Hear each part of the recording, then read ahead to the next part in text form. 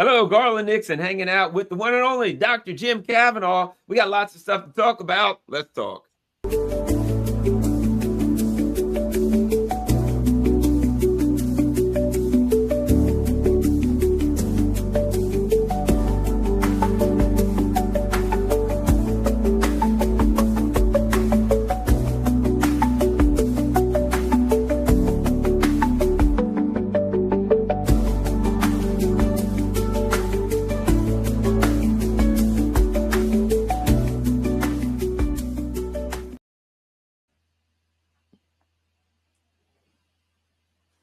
Oops. Hello, Garland. I'm just talking away, and I'm looking at my my mute button is flashing. Hang out with Dr. Jim Kavanaugh on a Wednesday afternoon, evening, whatever you want to call early evening, late afternoon. It's 4 p.m.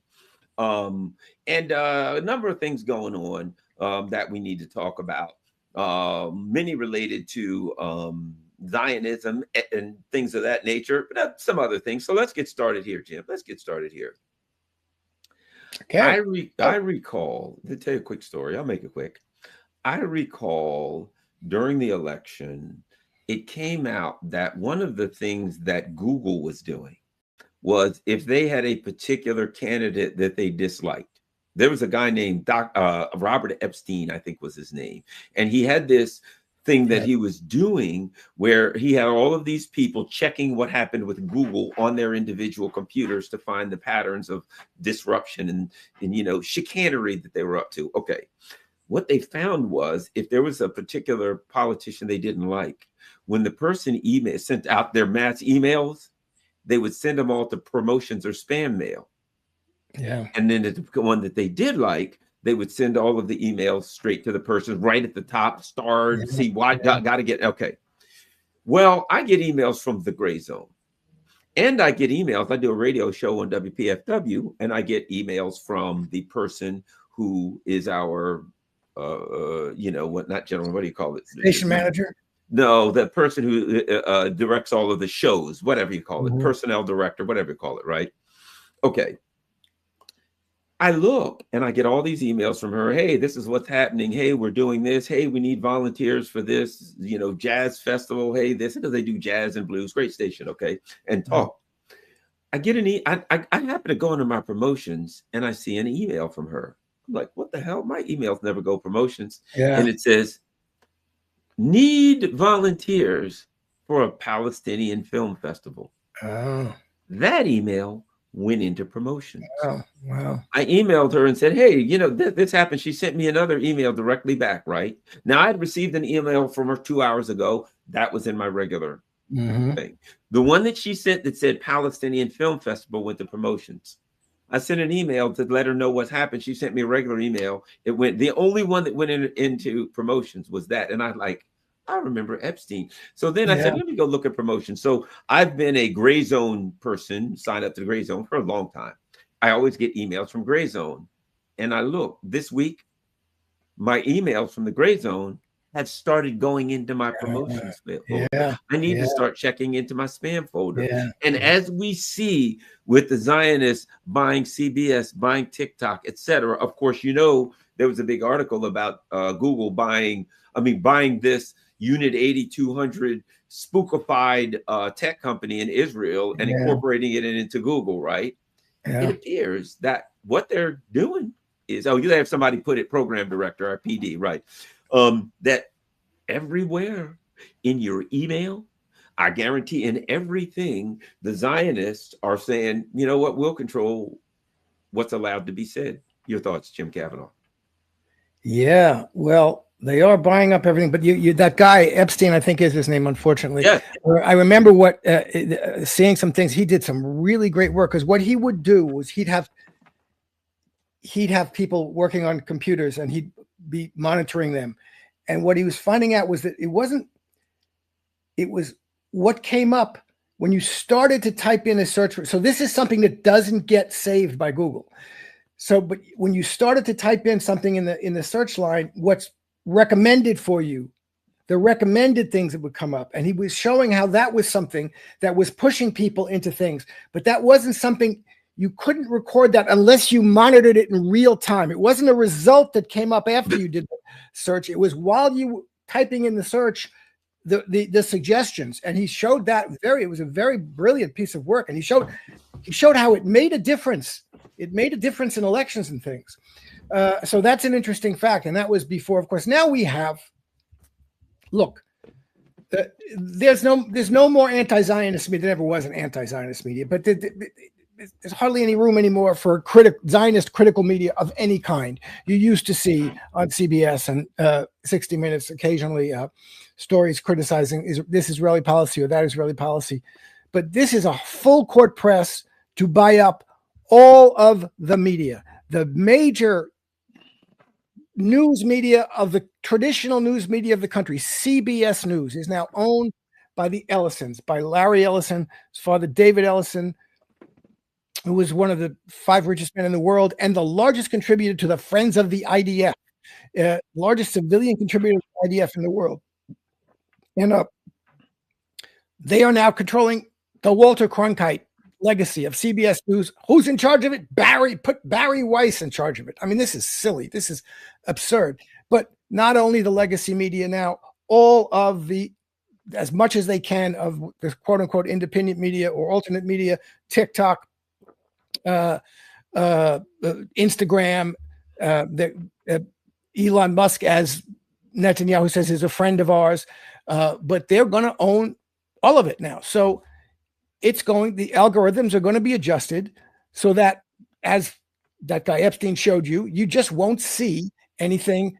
It'll maybe gradually, but certainly quickly, things will start to disappear from searches, and it makes a difference. Look, people say, and it's true, nobody's going to forget what they saw over the past 2 years. You can't make people unsee all of the burned children and the beheaded children and the shredded children and the doctors and nurses and hospitals that were blown up and schools that were blown up.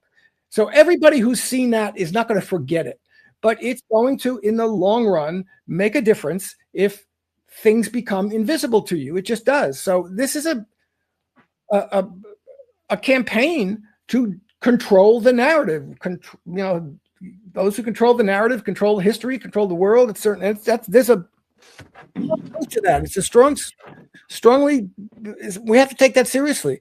And this is, again, good for them.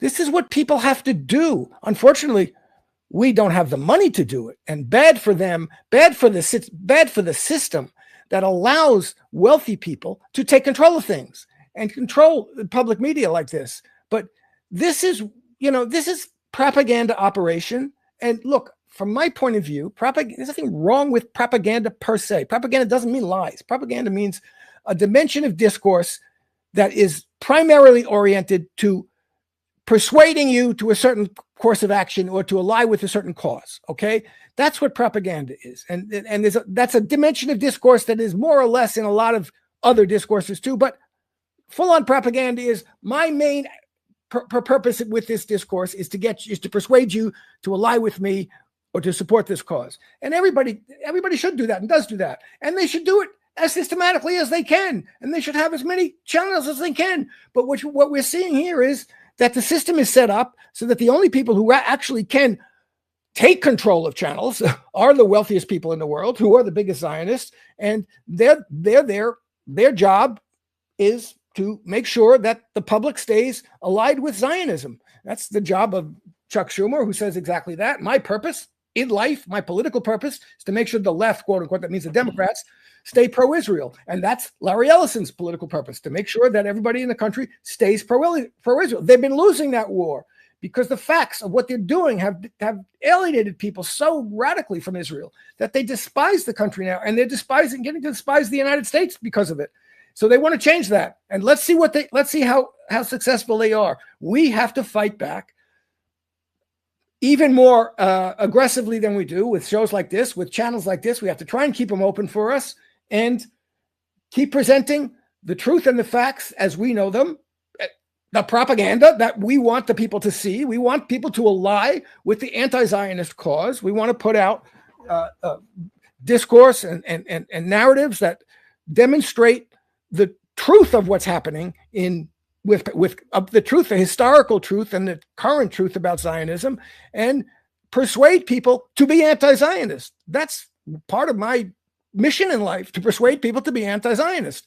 And so, unfortunately, we have a lot less power than the Ellisons and Barry Weiss, unbelievably. But so this is what we're at, and we're in this situation. They have taken control. They will use that control to try and persuade people that they must be Zionist. And our job is to do the opposite, to counter that and to present the information and the reality and the facts and the arguments and the logic that we have, which is superior. And that's our propaganda task, and we have to do it. Well, here's the other part of it too. One of the things I've said for a while about Joe Biden, and Blinken and these guys, they could see that we're going to they see the rise of a multipolar world, or as Putin put it recently, a polycentric world, which I think is a good name. I've heard it, polynodal, multinodal world, all of those things, but a new world where there's not a hegemon. Okay. Everything that Biden and his crew did to try to stop it only made it happen faster.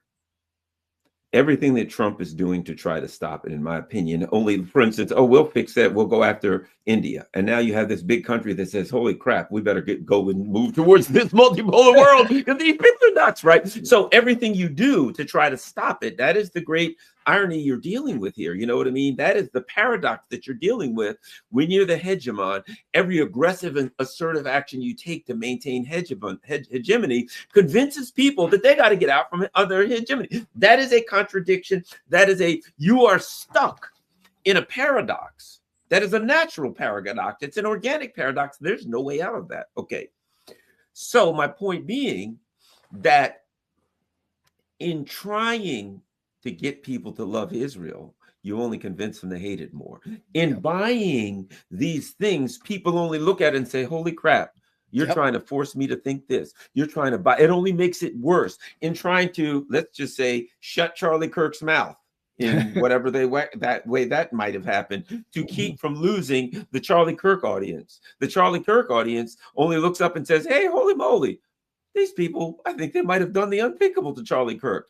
It only causes that audience to lose. So again, my point is, we'll fix them. We'll buy CBS and CBS News. That way, they'll only get to see this. Well, who the hell watches CBS right now? The records are tanking on the mainstream news. They're going to get worse.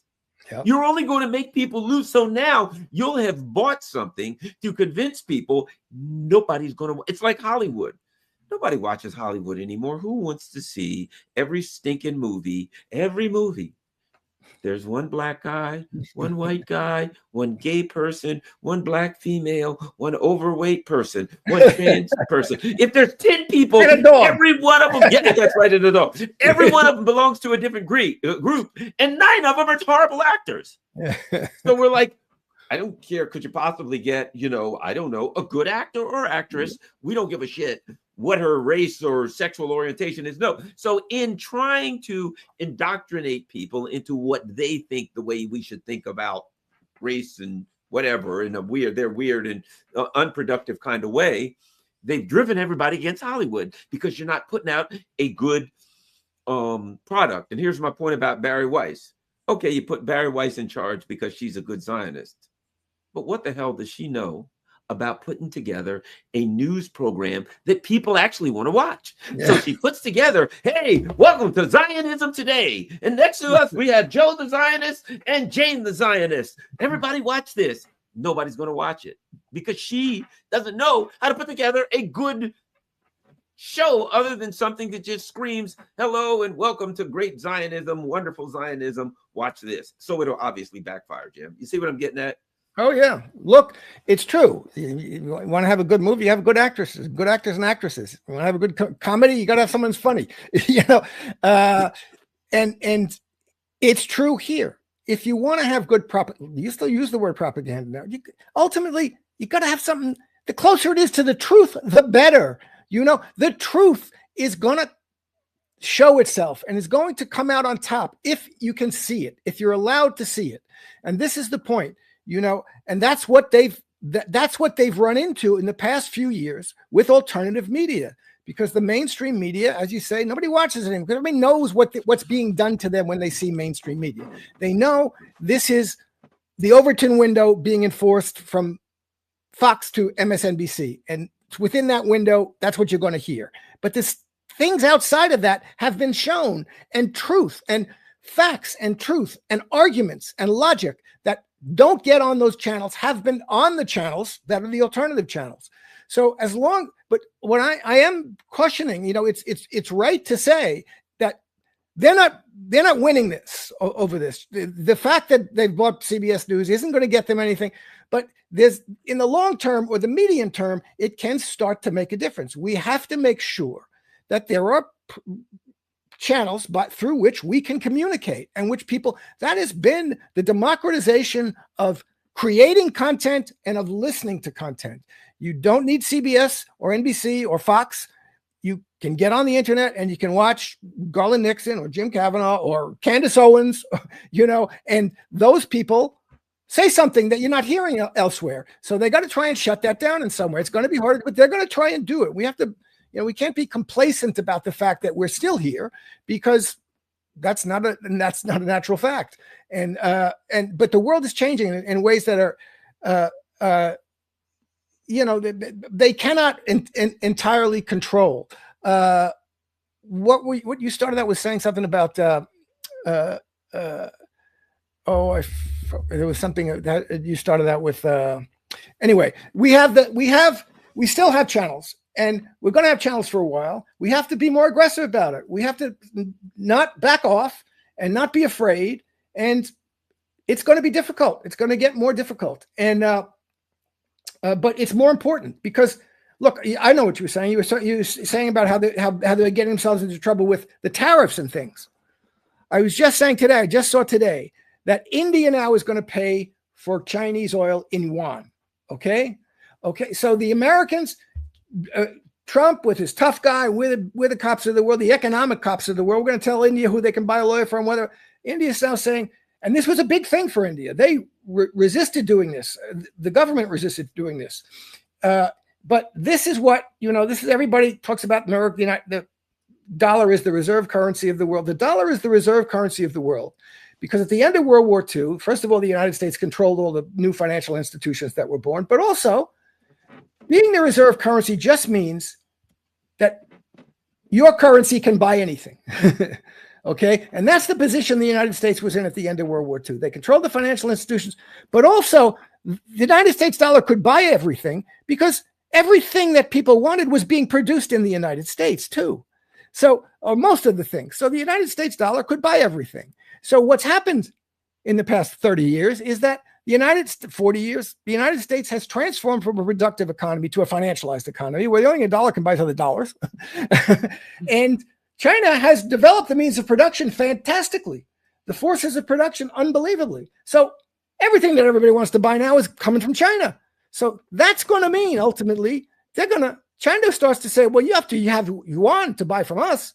That's going to be the end of the dollar as reserve currency. And it's going to be the end of the monetary sovereignty of the United States if American firms and American buyers have to have yuan to buy Chinese goods.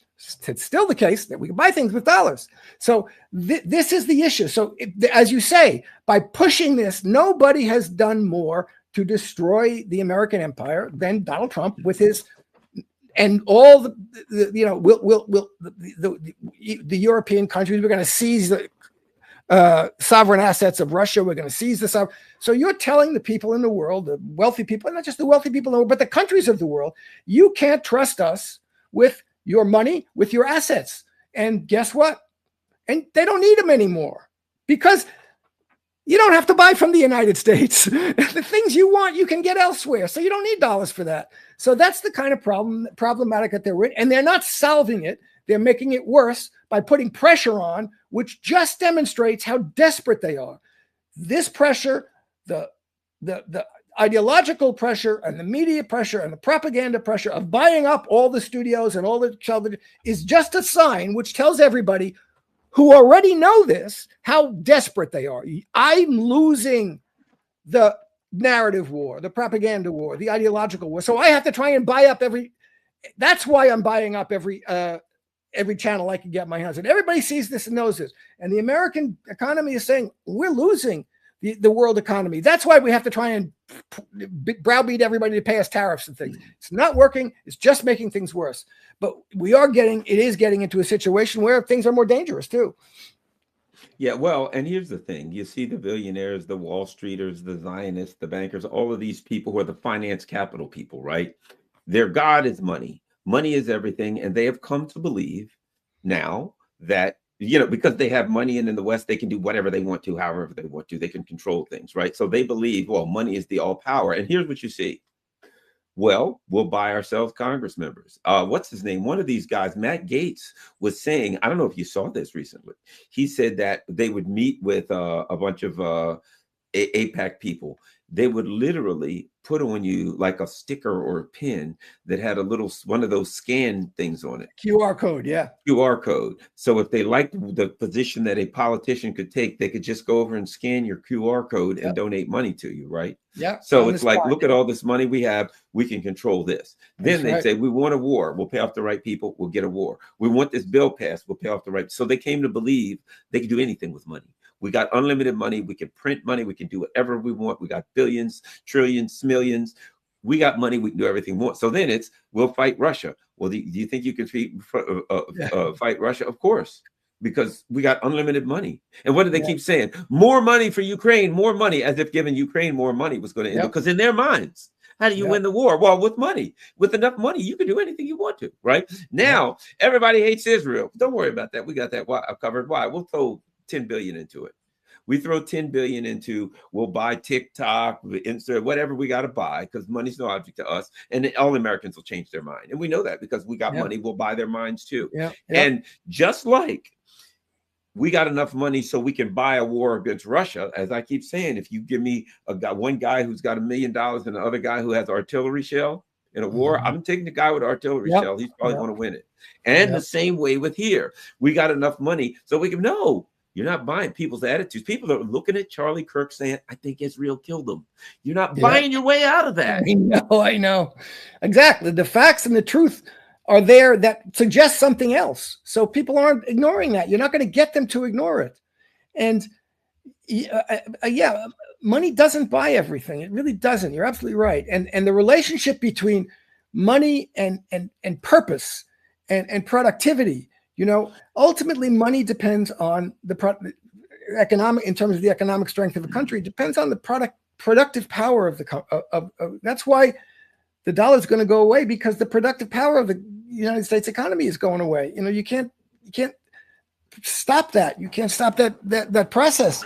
So, unless you change that, you're not going to save the money. And it doesn't do you any good to have dollars if you can't buy artillery shells, because nobody's producing them. America doesn't produce them. Russia's producing, 3 times the artillery shells of all of Europe every year, or producing the same amount every month as they do every year. This is a problem. And in terms of it works, the analogy is good. In terms of the ideological power, your ideological power ultimately depends on having some relation to the truth, to what's really happening, and that you can demonstrate that in some way. That's why the Charlie Kirk thing is just a failure, because everybody knows the story they're putting out is just ridiculous. So what else do they have to put out?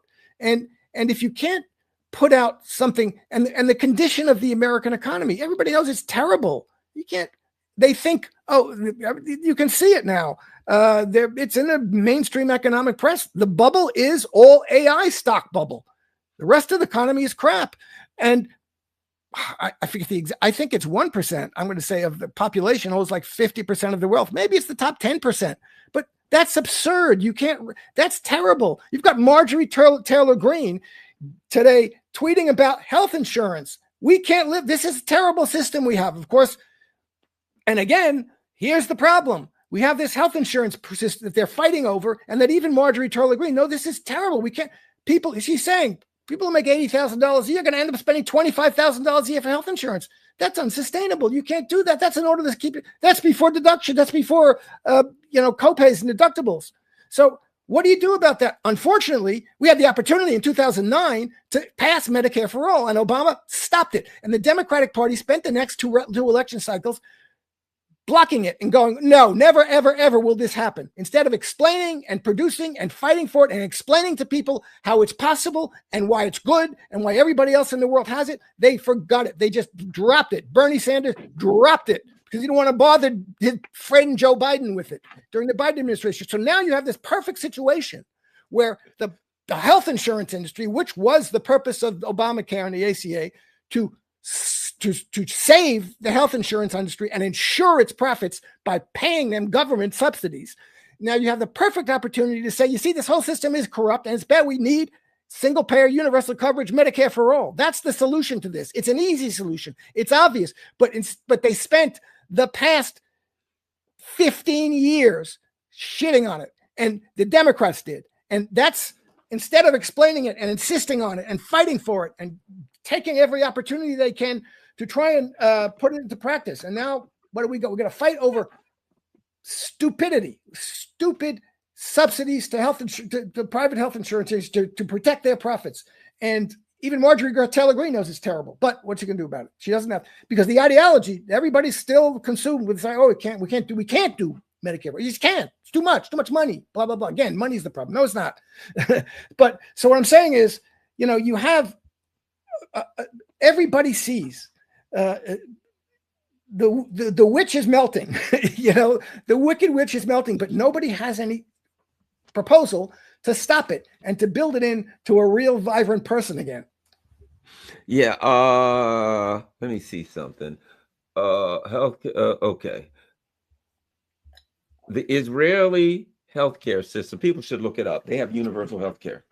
So they tell us that when people like us say, well, countries and, all over the world have literally in, I think, Australia and Canada, they call it Medicare for all. That's the word, everybody gets medical coverage. Okay. So you can't tell me it doesn't work because other countries do it. Works everywhere. But Israel does it. And we pay for it. Ultimately. So we can't do it because it's communism and it won't work and blah, blah, blah. But Israel does it. And the United States, basically, now Israel and Ukraine are nothing but welfare states for the United States. Israel has no economy. And did you know this, Jim? We still have some states and counties and cities and municipalities that are buying Israeli bonds. Even though Israel has no economy, some of these states, now, if you're a state retiree or you're in one of these retiree systems, they're buying bonds from Israel, which don't really exist because Israel has no economy. They're buying fake bonds, empty bonds to prop up Israel, which eventually means that whoever the people in the state or the county or whatever, teachers, policemen, whatever, that their bonds are going to have a problem. But the United States says, don't worry, if Israeli government bonds crashes, the U.S. will cover all of them. So the United States is going to pay for it. But the things that they say, free college and things that we can't have because they're evil, the government can't do it, it's socialism, but yet they give them all to Israel. And the United States funds or supports every bit of it. Yep. Well, look, these are things that all advanced economies, so-called democratic economies, and in reality, to a certain extent, democratic countries in the world since World War II have, as a matter of course. They wouldn't have accepted anything less. The Western European social democracies, Israel, which is based on, has that, founded itself on those kind of social democratic economic principles. To a certain extent, they wouldn't have accepted anything less. It's possible. It's been done. It's taken for granted. Only now are they backing off on it because the conditions under which that was taken for granted and possible at the end of World War II was when there were socialist and communist movements in the world, working class based. The soldiers who came home could not be refused. And so programs for the people, minimum programs for people, healthcare for people, etc., housing, these things were guaranteed. And that's part of what an advanced society should do. It's a part of the possibility of that, the productive possibility of that was created and by capitalism, by the success of capitalism. And those capitalist countries understood that this is something that's beneficial. Socializing the costs of healthcare is beneficial to the capitalist economy as a whole. What does an employer have to take on the task of paying for health care? This is a terribly burdensome thing on employers. It creates distortions in the whole economy. So they understood that. It didn't turn into it's a kind of socialistic idea in a certain sense, in principle, but it didn't create socialism. It doesn't create socialism by itself. These are all capitalist economies. But here in the United States, we have such a right-wing, nasty, laissez-faire capitalist ideology. No, we can't have that. We can't have something like that. It's communism, whatever. But this is since the Powell memo in 1964, the Justice Powell memo. We're fighting. This has come to fruition, where it was the memo set forth. We have to fight every program and every instance of any kind of thing that looks like socialism. And that's been the American economy. And the Democrats have been part of it. The Republicans and the Democrats. So, and it's, again, we're the only country in the world. We're advanced in economic, one of the biggest economy in the world. People are going bankrupt because of medical bills. This is disgraceful. We should be in arms about that. We should be storming the Capitol about that. And that's what we should be storming the Capitol about. That's what a leftist administration should be pushing and pushing every institution of government to stop and to create programs that would end that. It should end. The idea of going bankrupt and losing your home over medical bills should be forbidden, should be unthinkable. And yet this happens to thousands and thousands of people every year in the United States.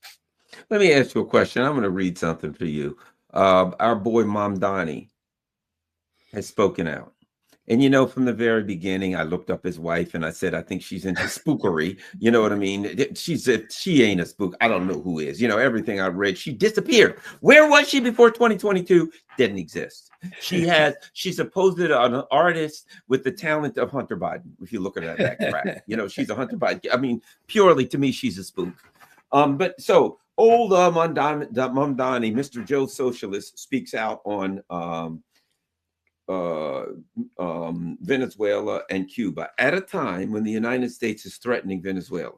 At a time, it's critical, it's an important time to be anti-war and to say, well, no matter, I don't care what you think, it's to be anti-war. Here's what Mr. Joe Socialist says. I want to be clear on where I stand. I believe both Nicolas Maduro and Miguel Diaz-Canel are dictators. Their administration have stifled free and fair elections, jailed political opponents, and suppressed the free and fair press. All lies. None of that's true. And yet our federal government's long history of punitive policies toward both countries, including extrajudicial killings of Venezuelans and the continuation of a decades-long blockade of China, listen to this, last sentence, have only worsened these conditions. So we didn't create it. Whatever bad conditions, we had nothing. It was Maduro, who's the dictator. I don't even know what that means. Miguel the leader, Miguel Diaz-Canel, they're dictators, whatever that's supposed to mean. But our government, in doing things, made it a little worse. We worsened conditions. Yeah. That's kind of light. So again, my position, I've always felt like, okay, the situation that somebody could seem anti-Zionist and get elected, pretend to be, feels good. I've watched too many of these DSA guys, the AOCs, the Bernies, and now he comes out firmly in the imperialist camp. Yes, Venezuela, Miguel Diaz, dictators. I don't even know what that means. Yep. They always call somebody Putin's a dictator. He got 87% of the vote, and you admit that it was a clean election. Yep. How is he the dictator? They just say he's a dictator. I don't even know what the hell it means. Your thoughts on Mamdani? I'm telling you, I think he's a fraud, and I always did, Jim. Okay. Yeah. Okay. First of all, in terms of this discourse, this dictator stuff is nonsense. The United States has no position, and nobody in the American political system, in the Democratic Party, has any position to be judging who's a dictator or whatever. As you say, what does it mean? There are elections. Are they any less free than our elections? Do we get to choose our leaders? This is an oligarchy with unlimited bribery. That's what Jimmy Carter said. The president of the United States, he's right. We all know we really don't get to choose we get to choose from the candidates that are presented to us by the producers. This is, it's a consumer choice. The producers get together and they decide who they're going to put up, and then you get to choose between them. And, it's the same. It's two wings of the same party. So we have absolutely no position to say we can decide who's a dictator or not. Whether this election over there was, we have to we call the person who won that election a dictator for some reason. This is just baloney. Okay. And there's nothing about it. There's no, talking in that way doesn't signify that you're a Democrat or that you're arguing for democracy. It signifies nothing but that you're complying with the discourse that's demanded of you by the American ruling class. That's all it tells me about Zoran Mandani, that he is complying with the discourse of the American ruling class about how to think about other countries. And that's what it is, okay? And we have this is the general, as you say, this is Mamdani, AOC, Bernie. I wrote about this in 2019 during the Juan Guaido, the first threat by Trump against Venezuela, and it was the same thing. Bernie said, Maduro is a he said the same thing. Maduro is a dictator. This is it's a communist. Chavez is a communist dictator. AOC, well, I haven't figured out what I want to say about this yet. But this is, so what you have is this phenomenon of American, quote, progressives calling themselves socialist and not socialist, whatever. It's progressive except imperialism. Just like it's progressive except Palestine, progressive except Zionism. It's progressive except imperialism. Is okay, we want universal health care, we want higher wages, we want, child care, etc.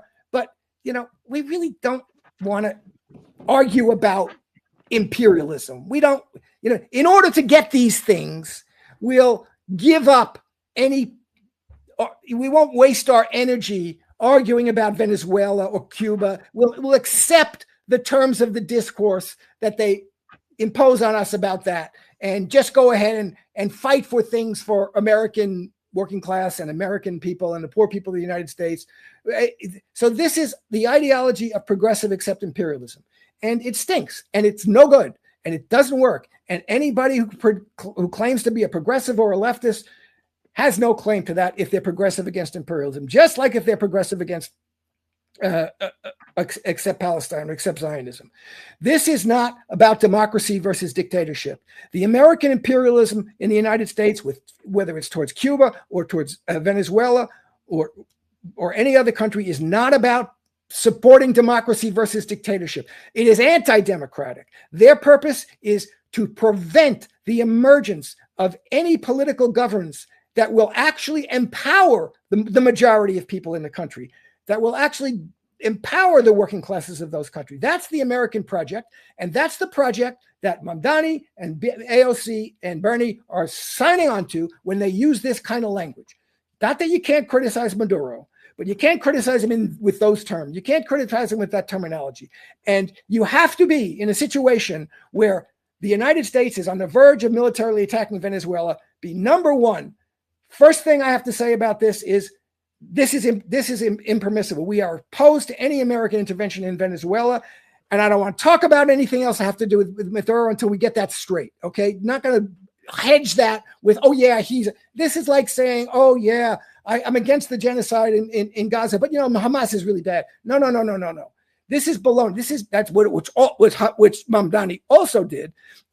This is not. You don't play that game. What you're doing there, all you're doing is signaling to your big daddies in the ruling class that you'll stay within certain limits that they set, and you'll accept their discourse. Now, in terms of, it's an issue for me to decide whether I'm going to vote for him in the New York City mayoral election, and I certainly was going to vote for him.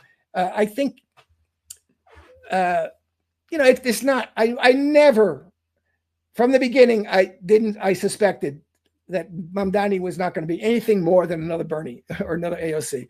But his stance on Palestine and Zionism has been good and has been very different from anything else you'd ever see before in a New York City election. And it's helped him. And I don't know. This is not I don't give him any kind of general political support, or I have no enthusiasm, but I still might vote for him for mayor of New York. But I'm not going to berate anybody who doesn't. I don't think this is a categorical imperative that anybody on the left has to vote for Zoran Bandani. I can see why people wouldn't. I may not. I'm not sure yet, but that's the least of the issues in a certain sense. And I hope there are certain things he might put on the agenda for New York that would be helpful. And otherwise, this is what you're seeing is the outer limits of Democratic Party progressivism, and they are outer limit. They are. You cannot be taken seriously as what I call a leftist, what I would call a progressive, or what I would call a socialist, certainly, if you are progressive, accept imperialism, will accept the discourse of imperialism that the United States, and the American ruling class impose on us and impose on the world. We'll work within that in order to try and get rent freezes. Well, good for you, but that's not acceptable politically. You are what you are is someone who's agreed to stay within the corral that the ruling class has set up for you, for all of us. Your response to this? Yep. My response to that? Yeah. I mean, again, this is so silly. Trump is about, this is like, I don't know. This is the level of delusion. I mean, again, this is using words. In what sense could Trump possibly be called a communist? This is to take the word and use it. It's like looking at a kitchen table and saying that's a bicycle. You know what it is? I'll tell you what it is. You know what it is really, Jim? It is effectively this rewriting of history where the Soviet Union and the Nazis were just as evil. Yeah. Right? So you put communists together with dictator. Okay. Hitler was the dictator. He was evil. The Soviet Union was communist. So they were inherently evil, right? Those two words, communist and dictator, what they mean is evil, evil, evil. Yes, yes. So Trump is double evil, and evil to make evil squared, exponential evil. The communist is evil enough, and then dictator makes it to the 10th power. Yeah. And that's all that is. Because as we said, what you and I tend to do is say this. Okay, this guy's a dictator. As people who, tend to be epistemologists, shall we say, here's our question. What do you mean by dictator? Yeah. You said Putin's a dictator. You said Maduro's a dictator. You said this or that. How the hell? I've asked people, how the hell can a man that got 87% of the vote be a dictator? I've been there. Maduro consistently gets well over 60% of the vote. The Chavistas love and support him. How can he be a dictator? Oh, he's destroyed our economy. How can the United States sanction away 99% of the Venezuelan economy and then accuse the Venezuelan government of mismanaging the only 1% that they had left? Yeah. You know what I mean?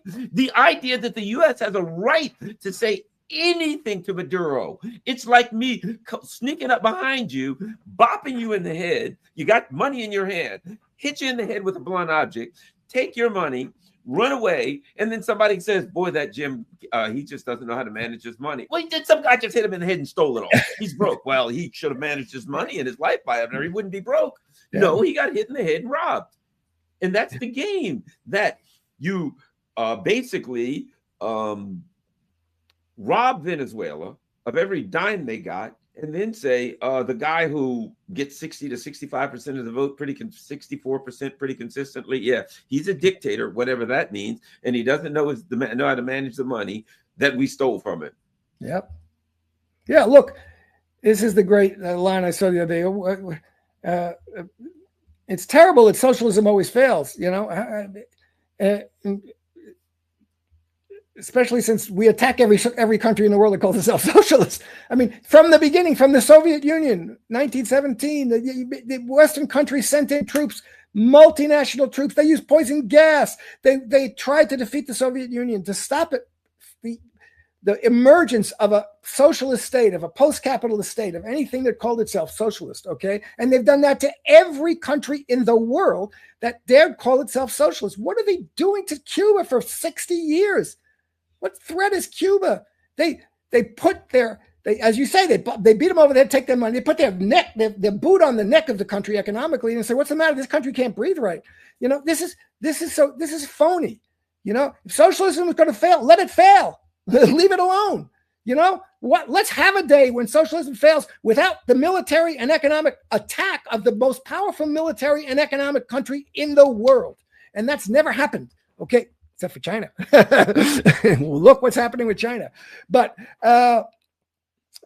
so you've got that. But then the point you're making about this use of language, I mean, extremely important. And the epistemological, these are epithets. These are insults. Communist, dictator, conspiracy theorist, anti-vaxxer. These are means. These are not the products of thought. These are tokens and wands that are, you know, like the old Mandrake the magician. Mandrake gestures hypnotically.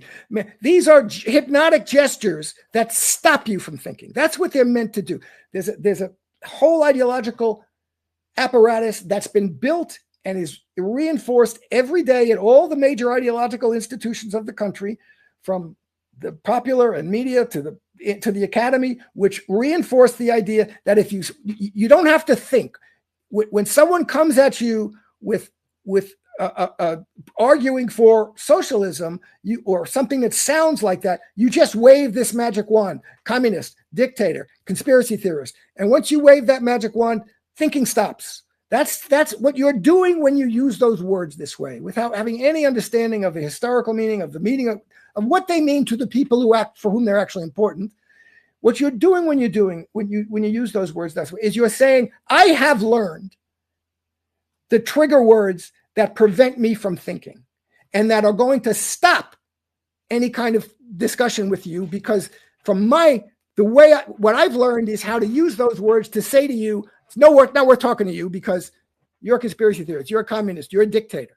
So that's what you're doing. It's very dangerous in the world when you just dismiss people, leaders of major countries who've won major elections, who have major popular support, and just dismiss them with these magic words, with Mandrake's magic wand. Oh, dictator. Oh, Assad, dictator. Oh, Maduro, dictator. Oh, Putin, dictator. That's all we have to know about that. Once we say that, there's nothing more we have to know or could know. This is the great epistemological crisis. I mean, really, people who are doing that are telling you they don't want to know. They have learned how to prevent themselves from knowing anything other than how to use the word dictator, how to use the word communist, how to use the word conspiracy theorist. And that's very, very, very dangerous. You know, another thing, we got flotillas going on. And, you know, there are people that are, you know, I have a friend who's like, I'm not thrilled with the flotillas because they could use the money more constructively and do something else, which, you know, everybody got a right to see the way they want. But that's something that people are doing. They're doing something, right? There's strikes. I was watching in Italy, they're protesting, they're striking, they're general strikes. A friend of mine was in Italy, and it's like everywhere I went, they're spray painting Free Palestine all over creation, right?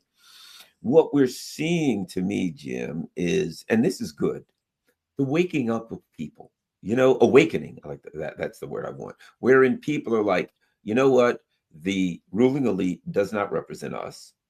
The puppets in government don't represent us. They represent the ruling elite. We're all saying we want to stop the genocide. And what they're saying is, if you try to protest, we'll throw you in alligator Alcatraz. We'll beat you in the head. We'll lock you up. We'll call you a terrorist. You can't even say Free Palestine or I support Palestine action, or you're going to jail in the UK, right? But we're seeing people now saying it's time to take matters into our own hand. And I think that's important, because as we get closer to our next 2008 or worse, people are going to need to stand up and say, yep, the government won't do it, doesn't represent me. We'll have to represent ourselves. We won't load the ships with that stuff that's going to Israel. We won't allow the trucks to go down the road with that stuff that's going to Israel or wherever it is that we don't want it to go. If you won't listen to us, then we'll force the issue, because there's more of us than there's more of you than there are of you.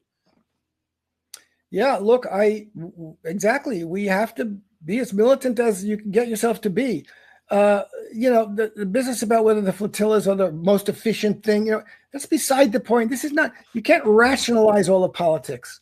Politics is engendering support and ginning up real, that ginning up is the right word, but encouraging real emotive commitment to things. And that's what these flotillas have done. And these people on these flotillas are brave. They are going into situations where they can be killed, and the people have been killed. And they're certainly disrupting their lives greatly. It's not easy. I've thought about it. Maybe I should apply to go to the flotilla, but it's a hard thing to do in your life, And so, and they are inspiring. There's a level of inspiration that's non-rational, that has to do with the bravery of the action that you're doing, and the fact that people see that and are inspired by it. And look at what's happening in Italy. It's wonderful. The Italian people have been reacting to this, and it's just a fabulous, people all over the world are reacting. A lot of people in the United States, but not enough.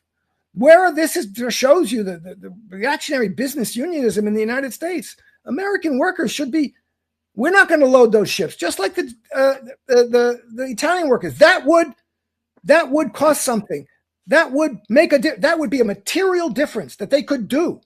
And if it was a union leadership, if Sean Fain was a real working class, any humanist, you don't have to be a socialist. You just have to not want people to be murdered, genocide. If you were any kind of person like that, you would be arguing for your union to stop the shipment of anything to Israel. And that would be something that would be very important, and it would raise the stakes for American politicians in this country. We need to fight, but as you say, it's going to be a fight. It's going to be a more and more, it is right now, a more and more aggressive fight. Look, all these ICE people out all around, that's there, not about immigration. That's there to intimidate people from fighting about anything, from protesting about anything. And they're going to start using them against protests, and it's going to be, they're going to make it so it's going to cost you to protest. It already is, it costs people their jobs.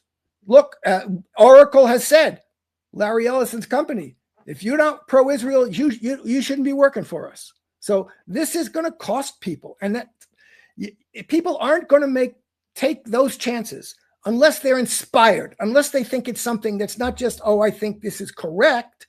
I think this is important to me as a human being. In my kind of ethical core, I can't stand not doing something about this, even if it's going to cost me. And in fact, the fact that I know it's going to cost me is something that makes me understand how important it really is. So this is what we're heading towards. And we have to hope that more and more people will stand up and be counted and take the chance and take the risk, and they will pay a price for it. Yeah, that's it. Well, and what it comes down to is ultimately, Larry Ellison, I'll fire you from Oracle. Well, if 80% of the people at his company say, you know what, then I guess you're going to have to fire us, because we're down with the Palestinians. You know what I mean? It ultimately comes down to forcing their hands by recognizing there's just more of us than there are of them. Yep. And when we say we won't do it, we say we're not going to do it. We refuse to do it.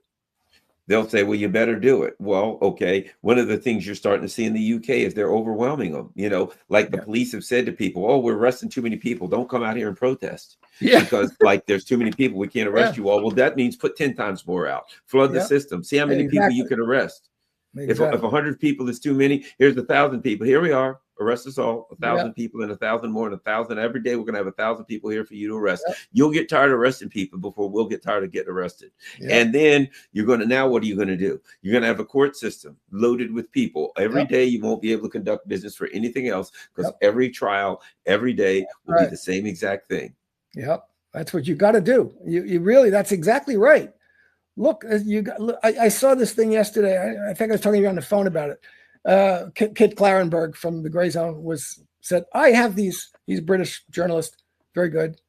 I have sources within the senior intelligence officials who are telling me from the British government that we hate this Palestine Action Prescription thing. It's crazy. It's stupid. It doesn't do anything for us. We're against it. We think it's ridiculous.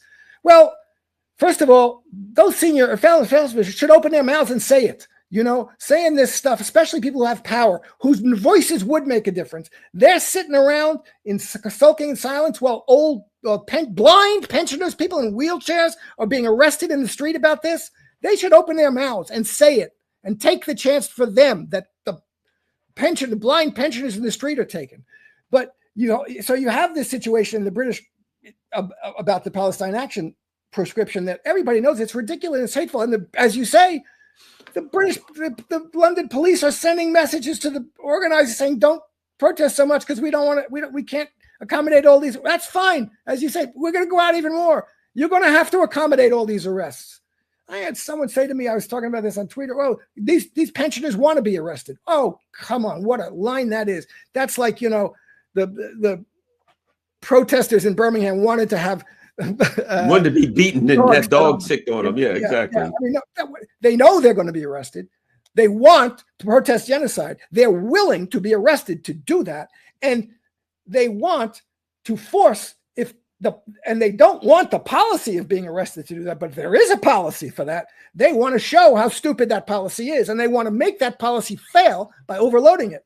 And that's real protest and real action. And they're wonderful. Watching these people in Britain, just wonderful. And, we have to be willing to do that en masse in the United States, and because it's going to come. And we're going to have to fight. You have to. Well, there's ways of fighting the cops. They're fighting the cops in a certain way. They're getting out there and fighting the cops. They're saying, we're going to fight you by making you arrest me. And we have to get to the point, he's going to get to the point where we're going to fight the cops. This is nothing new about this. This is the history of American protest. And we can't be intimidated by this. It wasn't invented on January 6th. And that was the least of it. And, the Democrats set the bar that, this is sedition. We have to put all these people in jail for decades because they came out to protest. And we shouldn't. AOC wanted to stop people who've been elected for taking their seats. So this was, suddenly the leftist tradition of protest by any means necessary to fight war and to fight racism is no. You can't come and fight. You can't come and protest in the Capitol. We're going to have to protest in the streets. We're going to protest at the Capitol. We have to learn how to do. We have to be willing to do these things. And what depends on the main thing is not how you're protesting, but what you're protesting for. I mean, ultimately, that's more important. Yeah, there are issues about how to protest. And, of course, people are, going to be arrested if you break laws, et cetera. But the worst social policies and the worst policies in the world are all legal.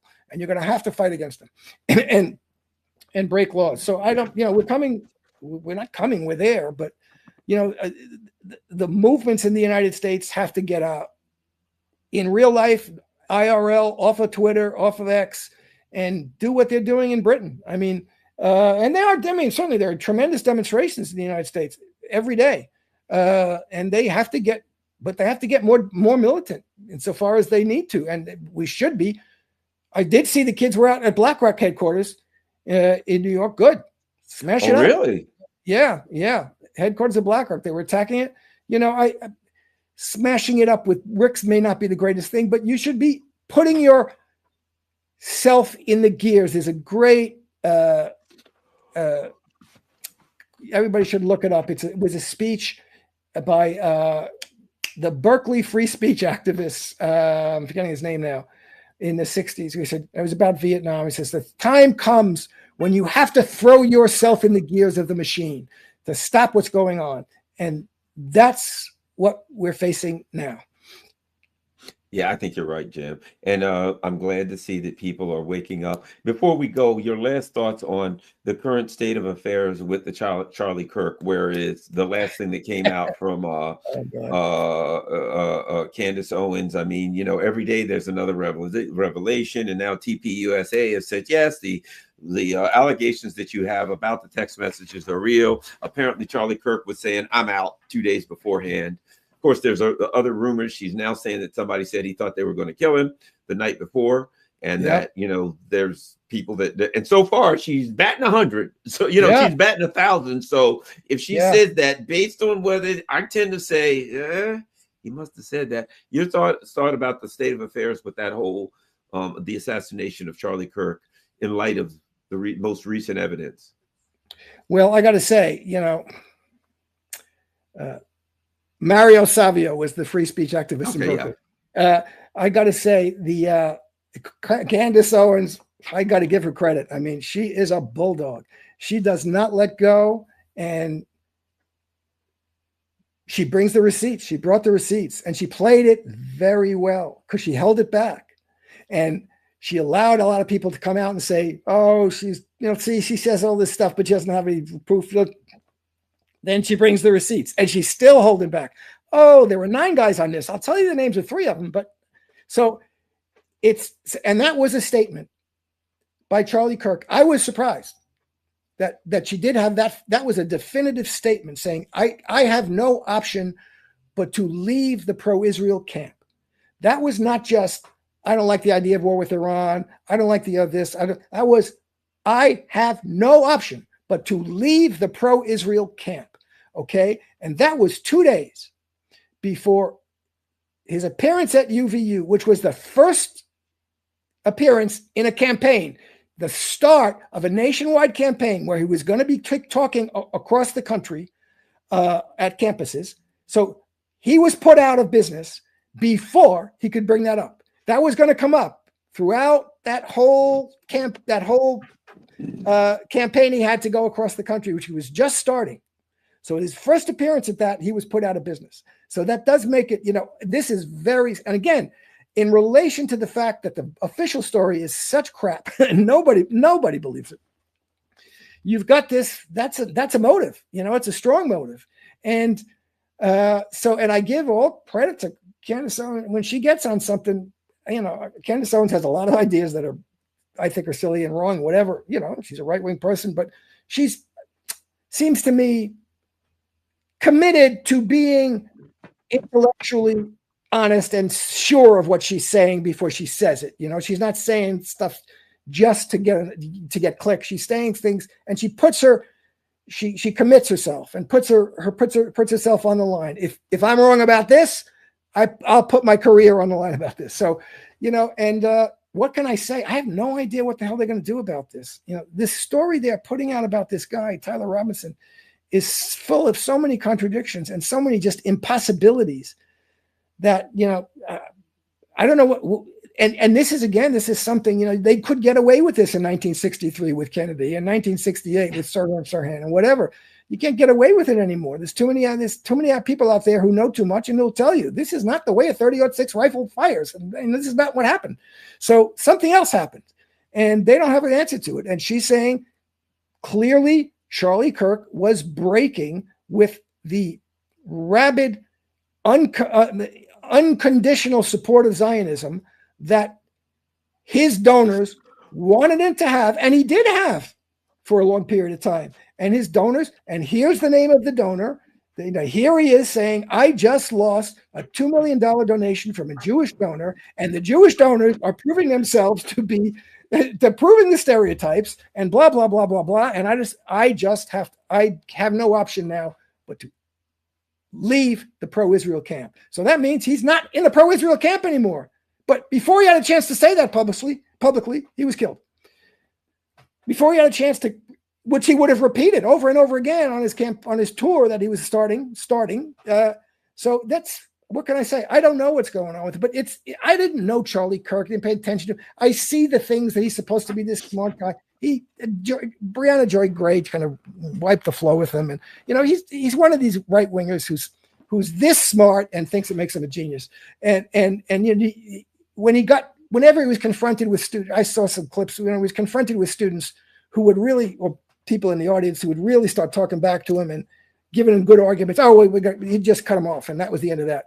So Charlie Kirk was a pernicious political figure in my estimation, and in his own estimation, he was realizing, oh, I've been arguing for something. I've been an unconditional Zionist. That might have been the right thing to be, So we don't know what he would have done, what would have happened, but it's certainly the case has become something that has on the right just upended the political support from right-wing Republicans and right-wing, MAGA people for Israel. They're all thinking Israel did this. And there's another thing I should mention. This Gen X girl put out a very good, I haven't read the whole thing, but an analysis of how the Zionists have been working on to keep and to garner and keep support among the right wing. And that's become noticed by right-wing bloggers and influencers too. And they're going to it and they're saying, yeah, we have, and what Candace Owens is saying, which is very persuasive now, is so all of these people, watch what happens. I'm not giving you the names now, but these people, if they all start saying things, if they all start trying to deny that this is true, and that means they are getting the money that Charlie Kirk didn't take, and this is and people on the right now are seeing this very clearly, and great to see. This is anything that builds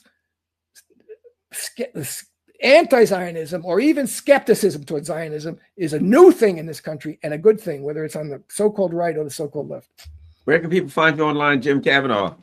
At my Substack, Jim Kavanaugh Substack, at @thepolemicist_ on Twitter, X, and come to my Substack, take a free subscription, paid if you would, please, and make a donation and buy me a coffee. Great to have you. Always great to be with you, Garland.